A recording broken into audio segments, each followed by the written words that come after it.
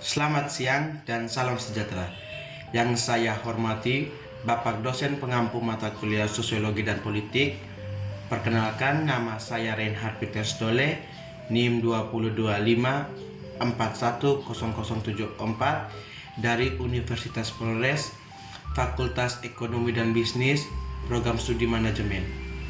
Pada kesempatan ini, saya akan memaparkan analisis 4 masalah ekonomi, sosiologi, dan politik yang terjadi di Indonesia dengan menggunakan perspektif teori dan materi yang telah dipelajari dalam mata kuliah sosiologi dan politik.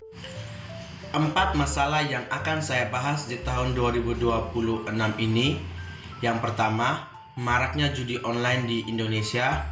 Yang kedua, tingginya angka pengangguran lulusan muda. Yang ketiga, pembongkaran sekolah di Wolomoni untuk pembangunan Koperasi Merah Putih. Yang keempat, ketimpangan akses pendidikan di daerah terpencil. 4 gagasan yang digunakan. Yang pertama, konsep sosiologi. Konsep sosiologi menjelaskan bagaimana perilaku individu dipengaruhi oleh lingkungan sosial, kelompok, norma, dan perubahan sosial yang terjadi dalam masyarakat. Yang kedua, politik dan pertumbuhan ekonomi. Teori ini menjelaskan bahwa kebijakan politik sangat memengaruhi pembangunan ekonomi dan kesempatan kerja masyarakat. Yang ketiga, bisnis dan politik. Interaksi negara dan masyarakat dalam perumusan kebijakan. Teori ini menjelaskan hubungan antara pemerintah, masyarakat, dan dunia usaha dalam proses pengambilan kebijakan publik. Yang keempat, sistem politik dan rezim ekonomi. Teori ini menjelaskan bagaimana sistem pemerintahan dan kebijakan ekonomi mempengaruhi distribusi sumber daya dan pelayanan publik. Berikutnya, analisis masalah. Yang pertama, maraknya judi online di Indonesia.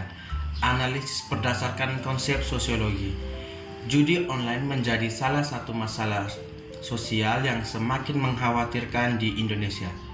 Perkembangan teknologi digital membuat masyarakat semakin mudah mengakses berbagai platform perjudian melalui telepon genggam. Fenomena ini tidak hanya terjadi pada orang dewasa, tetapi juga mulai menjangkau kalangan remaja dan pelajar. Dalam perspektif sosial, perilaku berjudi dipengaruhi oleh lingkungan sosial, tekanan ekonomi, serta pengaruh kelompok pergaulan. Banyak masyarakat yang tergiur memperoleh keuntungan secara cepat tanpa mempertimbangkan risiko yang akan diterima. Akibatnya, banyak keluarga mengalami masalah ekonomi, konflik rumah tangga, bahkan tindakan kriminal yang dilakukan untuk memenuhi kebutuhan berjudi. Yang kedua, tingginya angka pengangguran lulusan muda. Analisis berdasarkan politik dan pertumbuhan ekonomi. Pengangguran lulusan muda masih menjadi tantangan besar di Indonesia. Setiap tahun, jumlah lulusan sekolah dan perguruan tinggi terus meningkat. Tetapi, lapangan pekerjaan yang tersedia belum mampu menampung seluruh tenaga kerja.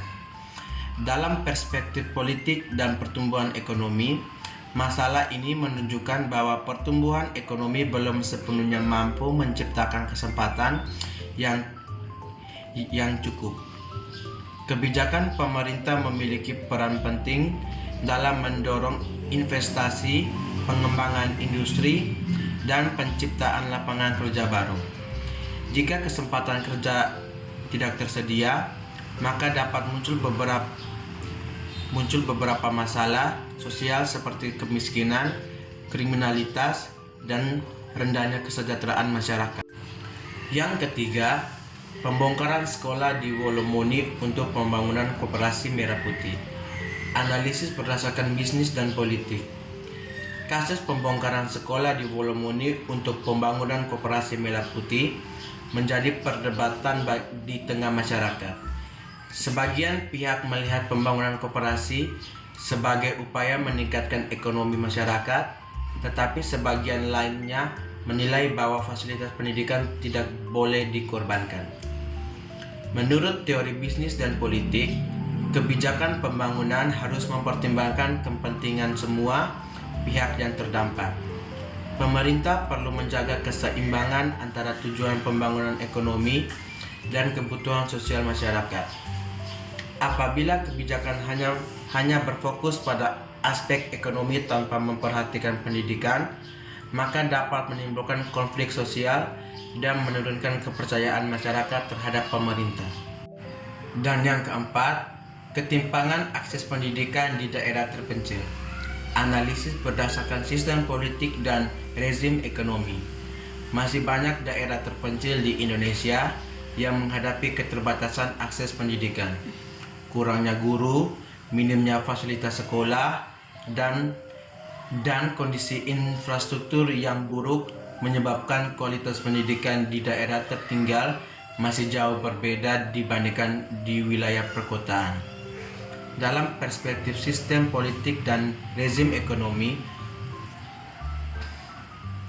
kondisi ini menunjukkan adanya ketimpangan distribusi sumber daya pembangunan.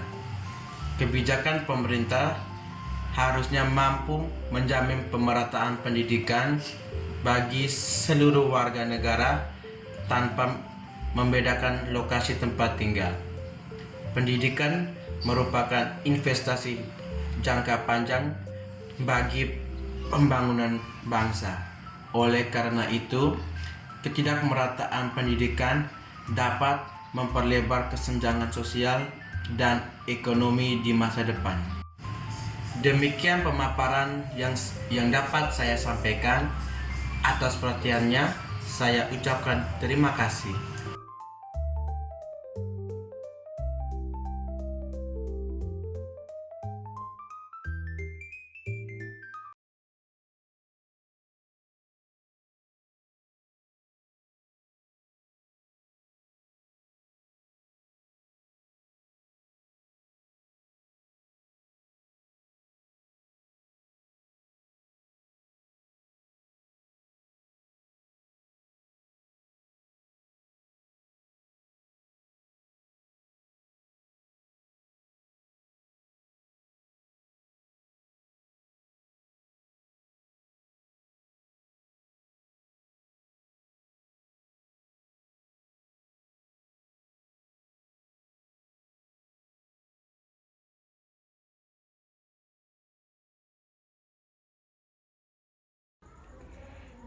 Yang keempat, tingginya tingkat pengangguran lulusan muda.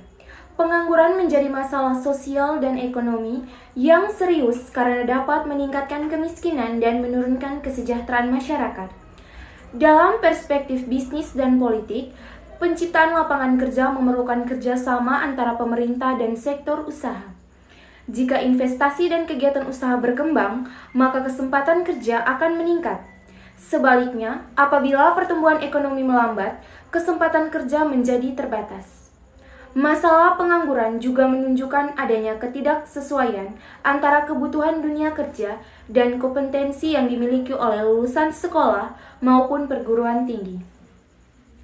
Cara mengatasinya adalah pemerintah perlu mendorong investasi, mendukung pengembangan UMKM, meningkatkan kualitas pendidikan vokasi, serta memperkuat pelatihan keterampilan yang sesuai dengan kebutuhan dunia kerja.